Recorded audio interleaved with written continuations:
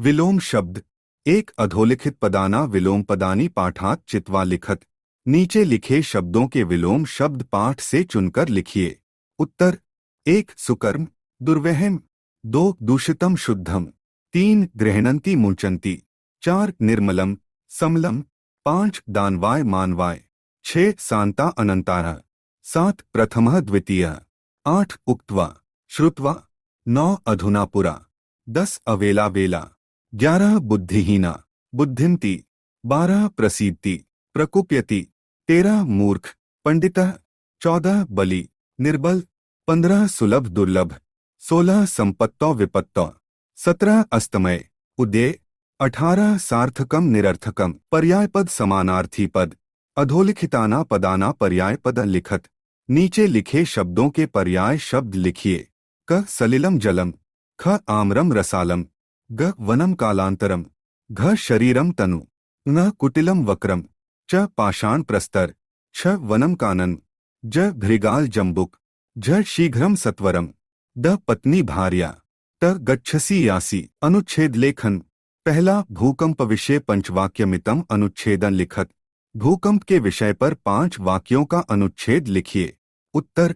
1 पृथिव्याः अंतर्गर्भे पाषाणशिलाना संघर्षणेन भूकंप जायते। 2 भूकंप विशेषज्ञाना मत्ते ज्वालामुखपर्वताना विस्फोटैरपि भूकंप जायते।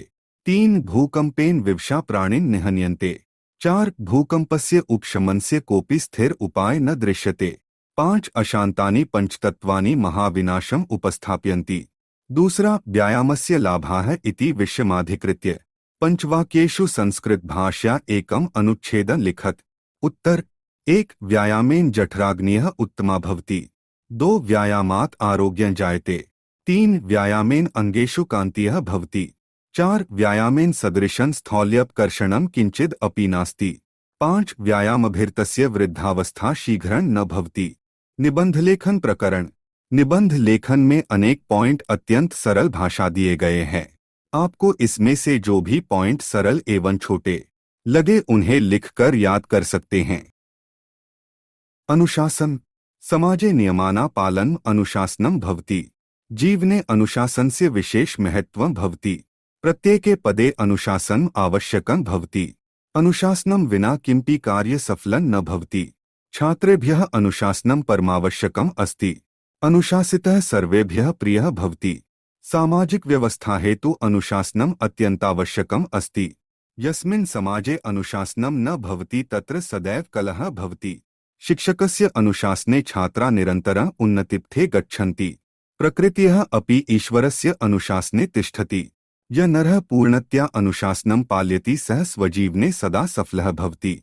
अत अनुशासनस्य पालनं जीवने बहु आवश्यकं। संस्कृत भाषायाः महत्वम्।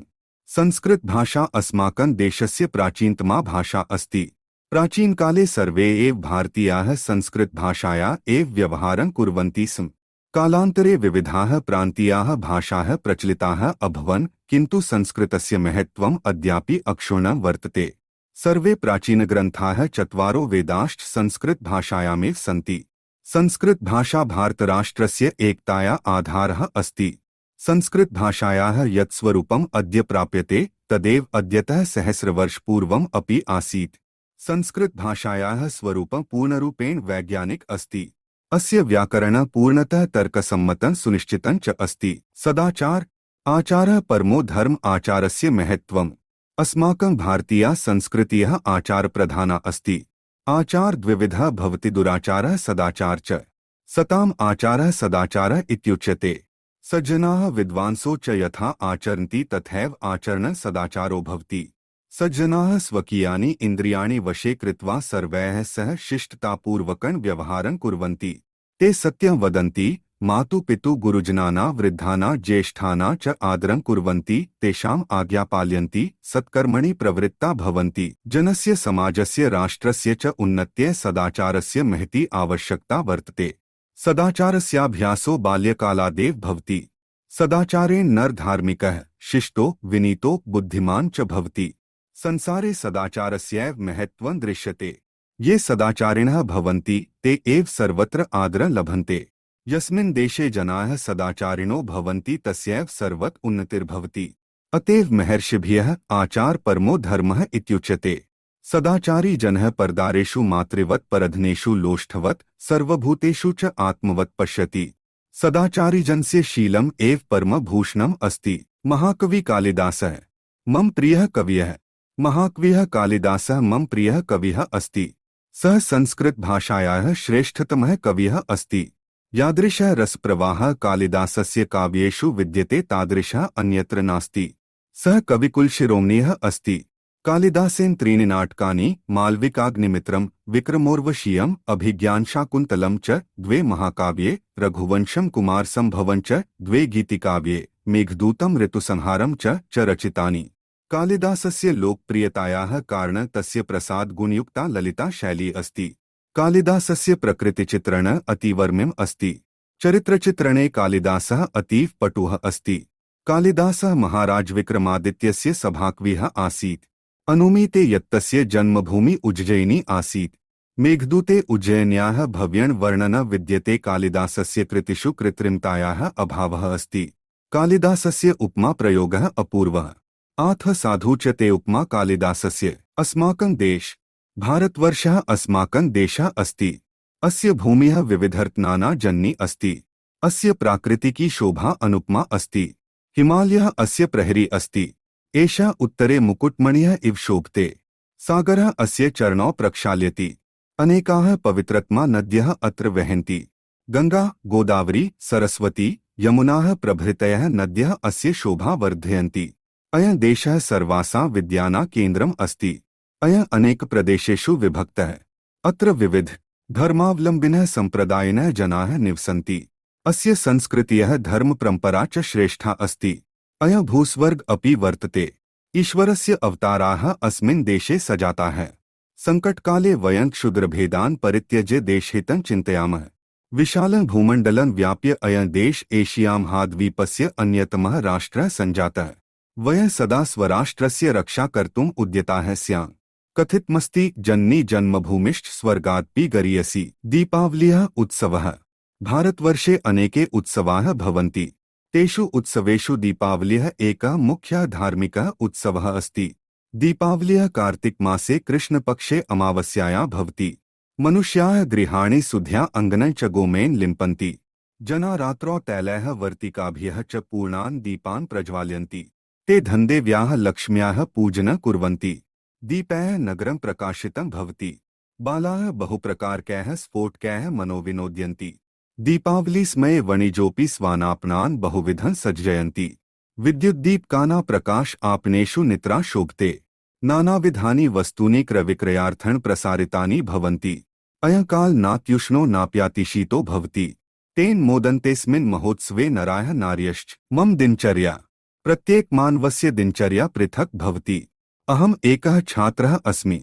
अहम् इन्दौरनगरे निवसामि। 10वीं कक्षायां च पठामि। अह प्रतिदिनं प्रातः 5 वादने उत्तिष्ठामि। अह दुग्धस्य एकं चषकं पिबामि।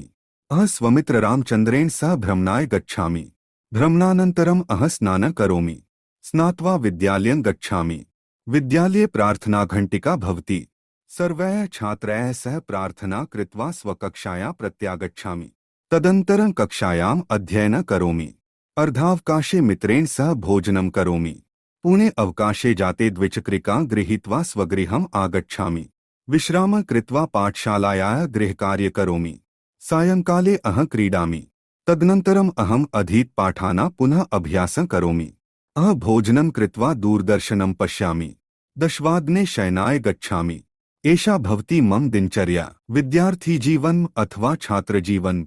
छात्रजीवनमेव मानवजीवनस्य प्रभातवेला आधारशिला च वर्तते।